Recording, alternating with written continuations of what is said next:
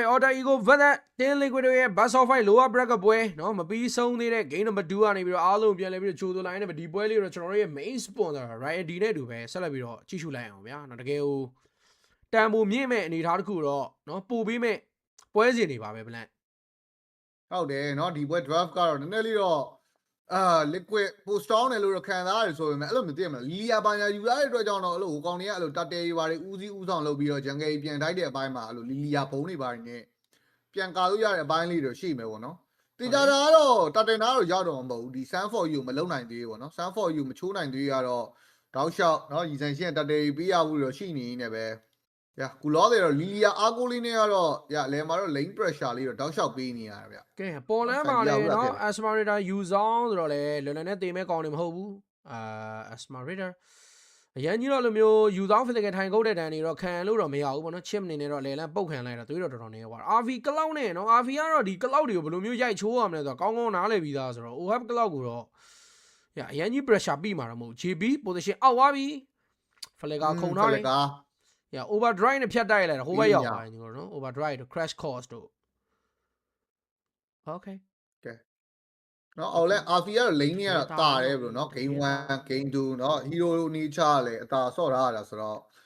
RV တော့ကတော့ lane เนี่ยတော့ပျော်စရာကြီးတာတယ်ပဲကြည့်ရမှာဗျာเนาะဒီဘက်မယူဆောင်ပါနေတာတကြောင်ဆိုတော့ဒီ session တော့ကတော့လွယ်ပါမလားဘူးလောတွေကတော့အလဲမှာเนาะ flicker ပေးထားတဲ့ GP နည်းနည်းအနေများတယ်ဗျပေါ်လန်းမှာလည်းเนาะကျွန်တော်တို့တစ်ဖက်မှာကြည့်မယ်ဆိုရင်တော့ရီဆန်ရှင်းဂျန်ဂယ်လေးတွေပါလေးတော့စားလေပဲဖိုးတွေပါတွေ fan နေတယ်ရသွားပြီကတီးသီးလေးပဲဖိုးရသွားပြီ first starter လေးတော့ကြည့်ရမယ် EHB crap နောက်မှာ strike chat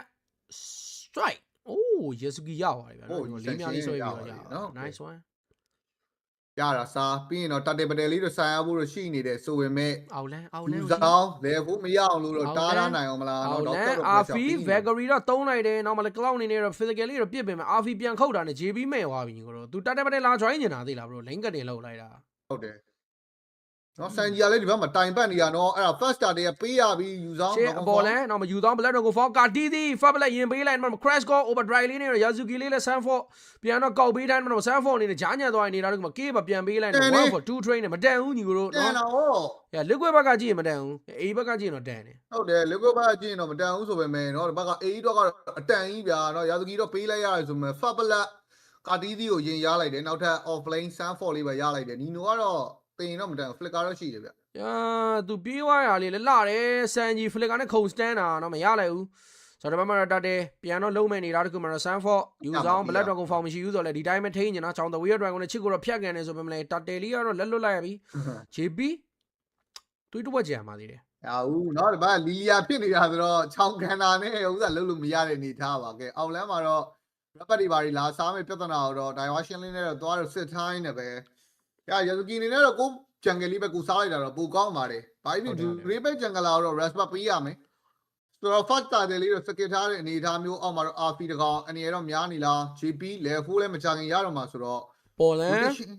Sanford နောက်မှာတော့ Mountain Shocker ပဲဖြတ်တိုက် the weird drive ကိုမလှည့်ကန်ပေးလိုက်တော့မချစ်အနေနဲ့ပေါ်တယ် bucket တွေတော့ကြာလာပြီး Yasuki သေသွားသလို Nino ပါ cloud ရဲ့ blending တွေ Upright wet တွေနဲ့တော့ပြန်ပြီးတော့အသက်ခံလိုက်ရမယ်ဆိုတော့ 1 for 2 train မတန်ဘူးနော်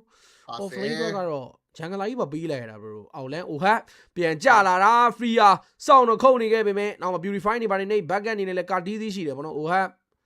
တာဝါနဲ့ဒီခုတ်တာတာဝါနဲ့မထိုင်ခုတ်နေတာ RV သွေးဆိုးနေတာပဲညီတို့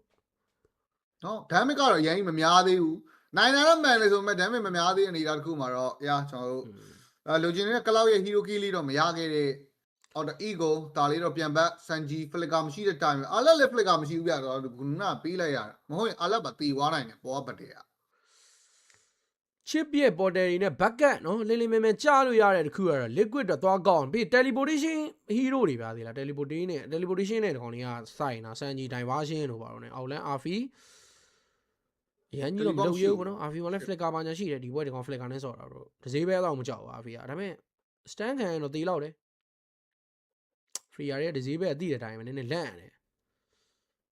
်ကန်လို့တော့မရအောင်ကန်လို့တော့မရ JB ကိုမောင်လေးရှော့ကာပါတိုက်ထားတာ Yasuki JB ကိုသွားစားနေတယ်အပေါ်လမ်းမှာတော့ second target မကြိုင်မှာထွက်တော့မှာဆိုဒီ target ပတယ်လေးလည်းကျွန်တော်တို့တစ်ချက်တော့နော်စိတ်လို့ရှားတာနေပဲစောင့်ကြည့်ရပါဦးမယ်ကလောင်းနဲ့ level ကွာနေနော် RP ရဲ့ level တစ်ဆင့်လောက်သွားကွာနေ အိုဟာကတည့်ရတိုင်းပဲဘရိုနော်လေလာဖန်လိုက်အောက်မှာထိုင်ဖန်လိုက်နေတော့တော်တော်အဆင်ပြေနေတာလေးတော့မြင်နေရရင်လည်းပဲကဲဒီဘက်ကဖီယာတွေမတက်လာမှာ second တတဲဘူးနော်တတဲပတဲလေးတော့မြန်ဆိုင်ကြည့်ရဖို့ရှိမယ်ဗျကဲအဲ့မှာတော့စန်ဂျီလောင်ရီ dispersion rotation စန်ဂျီဝင်လောင်းပြီစွန်ကြီးဝိုင်းလောင်းတော့ပြောတာပါနော်လှလိုက်တဲ့ the way of dragon နဲ့တူစန်ဂျီဟီရိုကီပေးထားပြီဗျာနော်သူကလည်း beautify နဲ့မဟုတ် flicker နဲ့ဆိုတာဆိုတော့ disable ဝင်တော့တေးမှာပဲအားလည်းအဲ့လို backline နဲ့ဝင်ပြီးကန်တာလေးတော့ recommend ပေးတယ်ချောင်ယူကတန်နေတာဒီပွဲတန်နေအောက်မှာဖီယာကလောက်ကိုလည်းသွားတော့ပြန်ထင်းရတယ်ဗျာဒီလားကလောက်ကြီးကိုလည်းဒီတိုင်းလွတ်ပေးထားလို့မရဘူးဆိုတော့သူကဟုတ်တာလုံးလို့မရအောင်ဆိုတော့ယာဇူကီကိုတော့ no mountain shocker ဆိုတဲ့အနေအထားတစ်ခုမှာ Sanford Black Dragon Form နဲ့ K လေးပါလိုချင်တာယာဇူကီသွေးတော်တော်နဲနေတာတော့ JP ဝင်တက်မလား Flicker နဲ့ပဲခုံထောင်းတိုင်းနဲ့ပဲယာဇူကီတကောင်ရနောက်မှလည်း Ohat စင်းချလာပေမဲ့ teleportation နဲ့မှာတော့ The Way of Dragon ကိုဖြတ်ကန်ခံလိုက်နဲ့ပဲ JP ဟီရိုကီပေးလိုက်သလို Ohat ပါထက်ရှောရတာရောက်ရင်နောက်က Free ကြီးကစင်းချလာတာနော်ကျွန်တော်တို့ကလောက်နဲ့အတူပဲနောက်မှလည်းအာလက်ကလေးတော့ကတီးစီယူပေးထားတယ်ဟီရိုကီနောက်မှလည်း Nino အကောင်းဆုံးတော့မာပေးတိုင်းနဲ့ Asmaritaရှိစုပ်ချက်နေနဲ့တော့ပြန်ရမလား upright 1မိသွားတယ်နာရီနိုဒီမှာ damage ပြီးလိုက်ရဦးကာတီးစီကတော်တော်တောင်းတာပဲဒါကြီးလောင်ရီတိုင်မချင်းနဲ့ဘက်ကကောရှိရနော်စန်ဂျီဟေဂျူမီတစေးပဲပေးခံနေရတယ်ဆိုပေမဲ့လေဟာရောဘာမှလည်းဆက်မဖြစ်ဘူး JP ကိုရောင်းစားပြီညာပါပြီ JP ကိုရောင်းစားလိုက်ပြီဩချောင်းပြန်လာပြီကန်ပါနော်ဖလက်ကာရှိတယ်ချောင်းမှာဟုတ်တယ်ကဲမဟုတ်သူတို့ကလောက်ကိုလည်းကြည်နေရသေးတယ်ဟိုဒီတဲ့ကောင်လေးဟိုလိုကြီးလွတ်ကျွတ်တော့လိုက်မချရဲသေးဘူးเนาะတပတ်ကကလောက်ကလည်းတည့်ရတိုင်းပဲဘလို့เนาะနောက်ကဒန်းတူဟုတ်လဲနိုင်ရဆိုပေမဲ့ purify မရှိဘူးเนาะဟုတ်လဲအိုဟတ်ကန်ခဲ့အသေးမှာနော်ဟုတ်လဲအိုဟတ် no purify များ purify စက္ကန့်30လောက်လုံနေသေးတယ်ပြော information ရသွားတာတန်းပြေးတာဟဲ့အောင်ကြီးအားလုံးကခုန shut down ကြီးဗျာနော်ဒီကောင်3-0ဖြစ်နေနေတာနေကနေပြီးတော့3-1ဖြစ်သွားတာဆိုတော့ချောင်းဟုတ်လားမသိဘူးဆိုတော့ဒီကောင်အဲ့ဟိုဟာနော်ကန်နာတွေကတော့ထိမိကန်မရမင်းနီနိုလည်းခုနလဲလမ်းဟိုဟာပေါ့နော်နည်းနည်းဝင်တိုက်တာများသွားပြီးတော့ upright ဝက်တွေပိုင်းနဲ့ show သွားတယ်ဆိုတော့အဲ့ဒီဘိုင်းတွေပိုင်းလည်းရှိလို့ရှိရင်နှစ်ဖက်လုံးမှာတော့ကြာဆုံးနေများပါတယ်ပွဲကဘရိုမျှချက်ပဲဒါကြီး hero key ကတော့67ပဲ67 bro လက်လေးနဲ့လောက်ကြလိုက်67ညီကိုတို့ကဲနော်ဒီဘက်မှာနောက်ဆုံးတက်တယ်လေးတော့ထပ်ဆိုင်ဖို့တွေတော့ရှိနေသေးလားဘာဖြစ်နောက်ဝက်လေးကတော့ even ဖြစ်နေတာဆိုတော့ပွဲလေးကတော့မြင်မြန်ဆက်ဆိုင်လေးတော့ကြည့်ရဖို့ရှိတယ်အဲ့ဒီဘက်ကချစ်နော် delivery ဘာတွေနဲ့ Asmarita ရုပ်ခန်းတဲ့ဘိုင်းတော့အသိတော့အားမပေးဘူးဆိုတော့ online မှာတော့ချောင်း vision တွေဘာတွေ scout စန်ဂျီလေးကိုတော့တွေ့နေရရင်လည်းပဲစန်ဂျီဘိုင်းတော့ the way of drag အော်ဘလိုကြီးလဲ connection ကြီးအဲ့မှာလဲကိုတော့နီနိုတကောင်ပြန်တော့စိုးကြီးလောင်းခံနေရတယ်ဆိုမလဲ oh have မောင်နီရှော်ကတွေဘာတွေရှောင်းနေရတယ်ကတီးစီဒီဘက်မှာတာတယ်လေးတော့ခဲတိုင်းမှာတော့ Fred Rain energy eruption ပေးတိုင်းမှာတော့ Long Dimension နေကနေပြီးတော့ JP ဝင်လာခြင်းသေးလား JP ယူဆောင် Black Dragon Form တွေပြောင်းပြီးတော့ Yazuki ကိုဒဲဝင်တိုက်တယ် Purify Dragon တွေ So Great Fury အတိုက်လာလိုက်တဲ့ spell combination နဲ့အတူပဲ Sanford ယူဆောင်နေနေတော့ Jungler တကောင်တော့သူ့အနေနဲ့တောင်းဝင်ကြည်ပဲဝင်တက်ပေးသွားတယ်ဆိုပေမဲ့သူကိုယ်တိုင်တော့ပြန်ကျသွားတယ်ဗောနော်ဒါမှလည်းတန်ပါတယ်ဆိုတော့အဲ့မှာလည်း JP တကောင် G-Guan တို့တင်နေတဲ့နေတာက Upright ဝက်တွေပြန်ခွဲကတီးစီဘေးနားနေတော့ bucket လေးပေးထားနေမှာတော့ Starfall ကြားမှာတော့ JP ကိုပါရလိုက်ပြီချလိုက်တာဆိုတော့လေ Hiroki နှစ်ကောင်ပေါ့နော်မစိုးတော့မစိုးပါဘူးတက်ပေးထားတာဆိုတော့ Hiroki ပြန်ယူမှရမယ်အဲ့တော့တန်ပါတယ်ဘာဖြစ်နော်ဘက်ကတိုက်ဒီဘွဲရာသူကြီးကတော့ရဲဆက်ဆက်ပဲဘလို့နော်ယူဆောင်ကြီးကအသေးအိမ်နေတာနေကတော့ဘလို့မှတော့စိတ်တော့မဖြစ်နေနေပဲအိုဟန်နေနဲ့လေအပေါ်မှာရသလောက်စပီလေးတွေယူလာတဲ့နောက်မှာတော့ liquid နော်ကျွန်တော် game 2မှာတော့နော်အခြေအနေကောင်းတယ်ပဲပြောရမှာG-Guan တို့ The Way of Dragon ဖြတ်ကန်ထားနေတယ်ဟိုဟာ Blazing Jewel ဖြန်းနိုင်ပါလေသုံးထားတယ်ပေါ့နော်ရာဇူကီကိုဒီပွဲကျွန်တော်တို့ဟိုဟာ liquid ကတော်တော်ထိန်းနေတာလို့ပြောတော့အယူဆောင်နေလောချပြီးတက်နေဟုတ်တယ